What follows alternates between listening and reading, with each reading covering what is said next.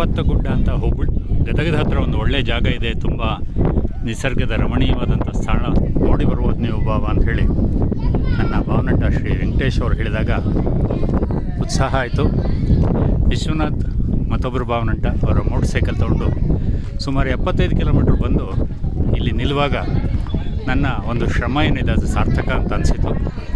ಬೆಟ್ಟದ ತುದಿಯವರೆಗೆ ಬರಲಿಕ್ಕೆ ವ್ಯವಸ್ಥೆಯನ್ನು ಮಾಡಿದ್ದಾರೆ. ಸ್ವಲ್ಪ ದೂರ ನಡಿಬೇಕು. ಇದರ ಸುತ್ತಲೂ ಸಹಿತ ಬೇರೆ ಬೇರೆ ಎತ್ತರದ ಬೆಟ್ಟಗಳು ಮಳೆಗಾಲದಿಂದಾಗಿ ಹಚ್ಚ ಹಸಿರಾಗಿ ನಿಂತಿದ್ದಾವೆ.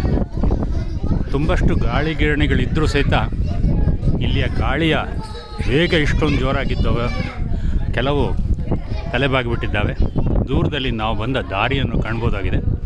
ಅಲ್ಲಲ್ಲಿ ಕೆರೆಗಳು ಅಥವಾ ಸರೋವರಗಳು ತುಂಬ ಇದ್ದಾವೆ. ಒಳ್ಳೆಯ ಜಾಗ. ಖಂಡಿತ ನೀವು ಹುಬ್ಬಳ್ಳಿ ಗದಗ ಕಡೆ ಬಂದಾಗ ಕಪ್ಪತ್ತಗುಡ್ಡಕ್ಕೆ ಬನ್ನಿ, ಈ ನಿಸರ್ಗದ ಒಂದು ಸವಿಯನ್ನು ಅನುಭವಿಸಿ ಅಂತ ರಿಕ್ವೆಸ್ಟ್ ಮಾಡ್ತೇನೆ. ನಮಸ್ಕಾರ.